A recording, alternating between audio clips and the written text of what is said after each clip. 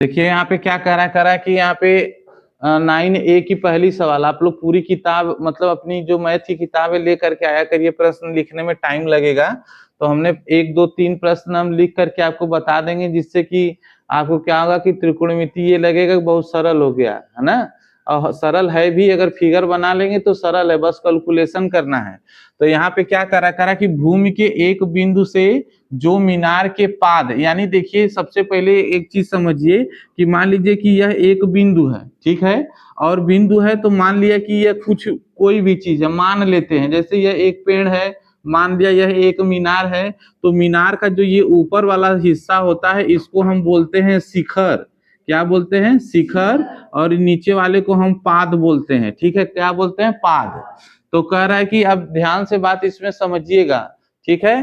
कह रहा है कि भूमि के एक बिंदु से जो मीनार के पाद, पाद यहां हो गया, मान लिए कि ये पूरी क्या है? मीनार है, मीनार की बात चल रही है, मीनार मान लिए। कह रहा है कि एक बिंदु से मीनार के पाद बिंदु से 30 मीटर की दूरी पर, अब 30 मीटर की जो दूरी लेना है वह यहाँ पे मान लीजिए ये पाद है, यानी ये जमीन से जुड़ा हुआ है, ठीक है, ये जो जमीन से जुड़ा होता है उसे पाद बोलते हैं, और जो ऊपर वाला हिस्सा होता है उसको हम शिखर बोलते हैं, ठीक है। तो ये जो पाद बिंदु है, कह रहा है पाद बिंदु से 30 मीटर की दूरी पर, तो 30 मीटर आप इधर भी ले सकते हैं, ठीक है, 30 मीटर आप इधर भी ले सकते हैं, 30 मीटर आप इधर ले सकते हैं, दोनों में से किसी एक तरफ ले सकते हैं, ठीक है। जैसे हम मान लीजिए कि अब यहाँ हम पाद लिख दिए तो 30 मीटर हम मान लिए कि ये 30 मीटर हो गया, तो आपके दिमाग में ये प्रश्न आएगा कि हम सर जो 30 मीटर इधर लिए हैं हम इधर क्यों नहीं लिए?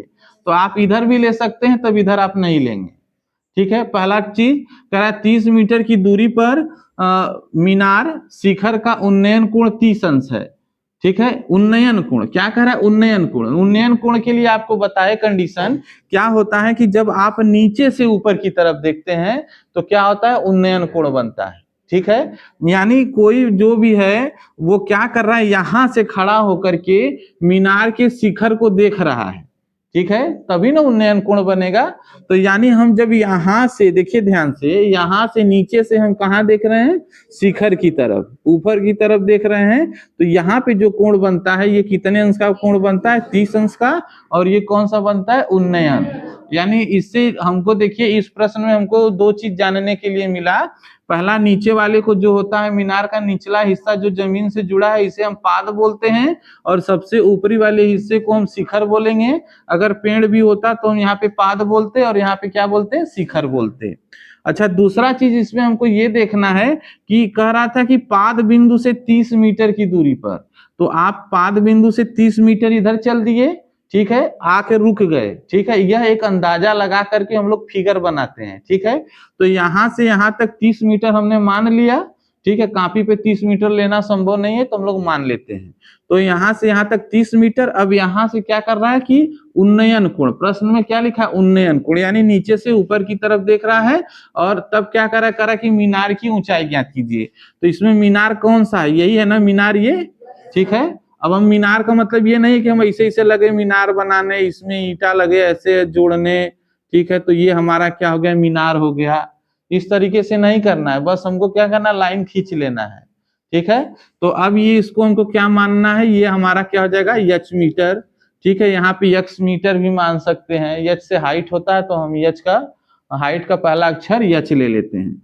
तो अब हम इसका क्या करेंगे? यह देखिए एक त्रिभुज बना हुआ है, त्रिभुज में कौन सा त्रिभुज बना हुआ है? समकोण त्रिभुज बना हुआ है। कौन सा बना हुआ है? समकोण। तो देखिए त्रिभुज तो 6 प्रकार का होता है, लेकिन 6 का वर्णन हम यहाँ नहीं कर पाएंगे क्योंकि क्लास 10 में है। तो यहाँ पे ये जो बन रहा है ये क्या है? आपका समकोण है। समकोण त्रिकोणमिति के लिए समकोण लगता ही है। अब यहाँ पे हम क्या करेंगे? देखेंगे कि इस कोण के लिए, ठीक है, ये क्या हो जाता है? लंब हो जाता है, और ये क्या हो जाता है? आधार, ठीक है। ध्यान से, पहले पहली सवाल है, आराम से इसको समझने की जरूरत है।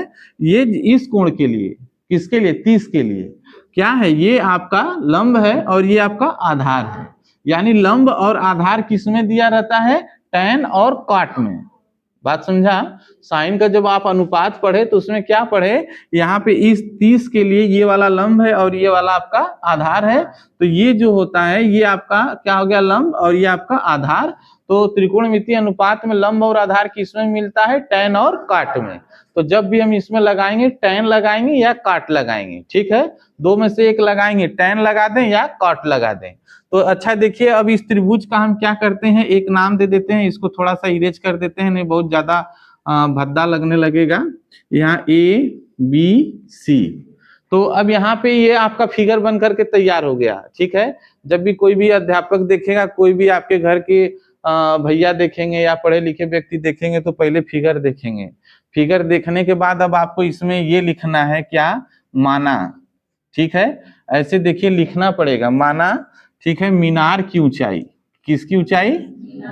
मीनार की ऊंचाई पूछा है ना, तो हम यहाँ पे मीनार की ऊंचाई, इसमें मीनार की ऊंचाई क्या है आपका? B और C है, तो हम यहाँ पे लिखेंगे BC बराबर H मीटर। क्या हो गया? H metre. अच्छा, अब यहाँ पे देखिए मीनार, देखिए क्या था, 30 सेंटीमीटर की दूरी पर है मीनार से बिंदु की दूरी, ठीक है। यहाँ पे अगला लिखेंगे मीनार से बिंदु की दूरी, तो इसे बिंदु की दूरी को आप क्या कर रहे हैं? AB कर रहे हैं, और ये कितना दिया हुआ है? 30 मीटर दिया हुआ है। ऐसे देखिए आपको लिखना पड़ेगा, ठीक है। अब इसके बाद क्या करेंगे, आप लेंगे त्रिभुज ABC में, ठीक है। देखिए त्रिभुज A हो गया, B हो गया, C हो गया, आप कहीं पर भी ABC लिख सकते हैं, है ना, कोई यहाँ बाउंडेशन नहीं है कि कोण B ही यहाँ होना चाहिए, यहाँ A भी हो सकता था, C भी हो सकता था, ठीक है। हाँ, तो यहाँ पर देखिए क्या करेंगे हम, कौन सा लेंगे, यहाँ पे लंब है और यहाँ पे क्या है आपका? आधार, तो आप tan ले सकते हैं और क्या ले सकते हैं? cot। तो हम यहाँ पे लिख दिए, देखिए tan थीटा बराबर क्या हो गया? लंब बटा आधार। अब आपको पता तो चल गया होगा कि tan क्यों लिया गया है ना, तो tan थीटा यहाँ पे हम लिखेंगे, tan थीटा का मान कितना दिया है? 30, और लंब का मान कितना दिया है आपका? BC है, यानी हम यहाँ पे क्या लिख देंगे? H, और यहाँ पे क्या लिख देंगे? 30। अच्छा, tan अब इधर लगा दे रहे हैं थोड़ा सा, tan देखिए tan 30 अंश का मान क्या होता है? 1/कर्ण में कितना होता है? 1/कर्ण में 3। अच्छा, यहाँ पर क्या हो गया आपका? H/30, ठीक है। हम क्या करेंगे, देखिए अब इसका तिर्यक गुणा कर देंगे, ठीक है। तिर्यक गुणा मतलब कैंची की तरह, 1 का गुणा किस में कर देंगे? 30 में, और H का गुणा किस में कर देंगे? कर्ण में 3 में। तो हम यहाँ पे लिख देंगे 1 गुणे 30, यहाँ H गुणे कर्ण में 3, या H बराबर 30/कर्ण में 3। तो यहाँ पर इस देखिए, हम कक्षा 9 में परमेयीकरण पढ़े, परमेयीकरण में हमको ये पता चला कि जो भी चीजें हैं, जैसे ये जो हर होता है इसको माइनस में कभी नहीं रखते हैं, ठीक है। ये अगर कर्णी में है तो कर्णी में भी नहीं रखा जाता है, कर्णी को हटा दिया जाता है। तो हटाने के लिए आप क्या करते हैं? इसका परमेयीकरण करते हैं, ठीक है। जो कक्षा 9 में पढ़े होंगे अच्छे से बच्चे, वो जानते होंगे। तो इसी संख्या से हम क्या करते हैं? ऊपर नीचे गुणा कर देते हैं। इसी संख्या से हम ऊपर नीचे गुणा करेंगे, तो यहाँ 30 कर्णी में 3, और ये जब कर्णी में कर्णी का गुणा करेंगे तो कर्णी हट के क्या हो जाएगा? 3। इसका जब काटते हैं तो ये क्या हो जाएगा? 10, यानी 10 कर्णी में 3, ये क्या हो जाएगा आपका? मीटर, ठीक है। नोट कर लीजिए।